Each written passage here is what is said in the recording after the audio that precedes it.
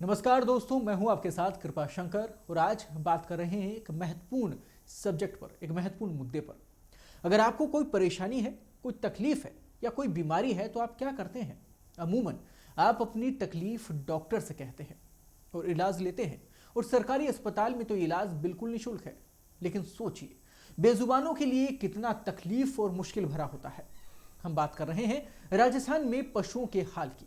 जिस प्रदेश में इंसानों का इलाज मुफ्त है, वहीं इन बेजुबानों को इलाज की पर्ची का शुल्क भी देना होता है। देखिए, बेजुबान पशुओं का दर्द बयां करती पत्रिका की ये खास रिपोर्ट। ये कहते नहीं, आप सुनते नहीं। बेजुबानों का दर्द क्या आपको दिखता नहीं? ये बेजुबान है, पर आप तो देख सुन सकते हैं। इस प्रदेश में इंसानों का फ्री इलाज, पर पशुओं के लिए कटवा रहे पर्ची। वाह सरकार, आखिर कब जागोगे जिम्मेदार?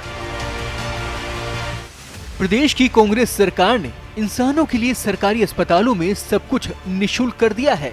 न पर्ची कटवाने के लिए कुछ देना है और न ही जांच करवाने के लिए, यानी कि ओपीडी और आईपीडी फ्री है। लेकिन मूक पशुओं के इलाज के लिए इंसानों को अधिक रुपए खर्च करने पड़ रहे हैं, यानी उनकी पर्ची 2.5 गुना महंगी हो चुकी है और उपचार महंगा हो गया है।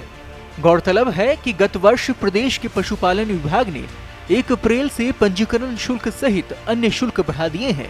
एक तरफ चारे की कीमत बढ़ा दी तो दूसरी तरफ इलाज भी महंगा कर दिया गया है। पंजीकरण शुल्क 2 रुपए से बढ़ाकर 5 रुपए कर दिया गया है। टीके लगवाने के भी दाम बढ़े हैं। छोटे पशु की मेजर सर्जरी पर 20 रुपए शुल्क है। बड़े जानवर की मेजर सर्जरी पर 50 रुपए शुल्क है। पहले पंजीकरण के 2 रुपए लगते थे, जो सरकार के खजाने में जमा होते थे, लेकिन अब पंजीकरण शुल्क के 5 रुपए में से 2 रुपए सरकार और शेष 3 रुपए पशु चिकित्सालय की रिलीफ सोसाइटी में जमा हो रहे हैं। पशुओं के एक्सरे और सोनोग्राफी करवाने पर 50 रुपए खर्च करने पड़ रहे हैं। पहले ये सुविधाएं निःशुल्क मिलती थी। गौरतलब है कि कांग्रेस सरकार ने अपने जन घोषणा पत्र में पशुओं के इलाज और निःशुल्क दवा को जरूरी सुधारों के साथ ही व्यापक रूप से लागू करने की बात कही थी, जो पूरी नहीं हो पाई है। मैं बगरू से हूँ। हाँ। वहाँ पे करीबन 5 दिन से इलाज करवा रहा था। पर डे के 1000 रुपये लग रहे थे। खाली वहाँ पे लूटा है। हाँ। प्राइवेट जो फिरते हैं कंपाउंडर वगैरह। आप सरकार से चाहते हैं डिमांड की भाई पशुओं का इलाज भी इंसानों की तरह बिल्कुल फ्री ऑफ कॉस्ट किया जाए। यहाँ पे तो बिल्कुल भी एक पर्ची का भी हटा देना चाहिए। जी जी, ताकि उनके मन में लालच नहीं है, ये बेदवा है। हाँ। ये बोल नहीं पाते हैं, ये इंसान तो फिर भी बोल पाते हैं। जी। तो उसका मेरे हिसाब से पर्ची का भी नहीं होना चाहिए, ताकि इनका कोई भी वो मेडिसिन बाहर की तो होनी नहीं चाहिए। 2.5 गुना महंगा मूक पशुओं का इलाज, एक्सरे सोनोग्राफी का भी देना पड़ रहा चार्ज। बजट में ओपीडी आईपीडी की मांग। इस सरकार ने जो जन घोषणा पत्र में पशुपालन को जो वादे किए थे, पशुपालन और डेयरी को लेके, उनमें सरकार ने काफी हद तक वादे पूरे भी किए हैं। जिसमें मुख्य रूप से जैसे गौशालाओं में अनुदान की जहाँ बात है, सरकार ने एक वादा किया था कि गौशालाओं में अनुदान की अवधि बढ़ाएंगे, और सरकार ने 6 महीने से 9 महीने का बढ़ा के किया भी है। कुछ ऐसे वादे हैं जो सरकार ने किए हैं। और मुख्य रूप से जैसे ऊंट को संरक्षण और संवर्धन की जो है, वो सरकार ने वादा किया था कि उसकी एक नीति बनेगी।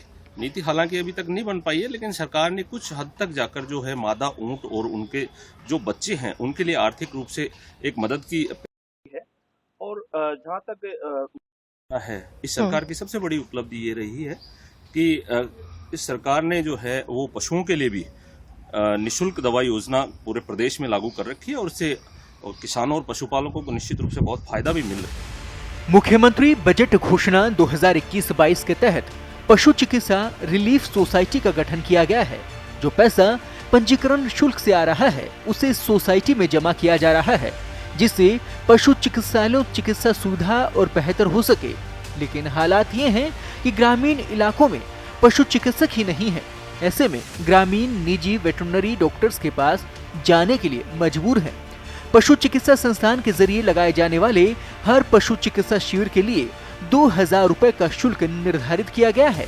हालांकि इसमें कोई शंका नहीं कि राजस्थान की गहलोत सरकार ने चिकित्सा के क्षेत्र में उल्लेखनीय प्रदर्शन करते हुए देश के सामने मिसाल कायम की है। पर चौंकाने वाला मामला ये है कि बेजुबान अब तक सरकार की नजर से दूर क्यों है? आखिर क्यों सरकार उनकी तकलीफ को नहीं समझ पा रही।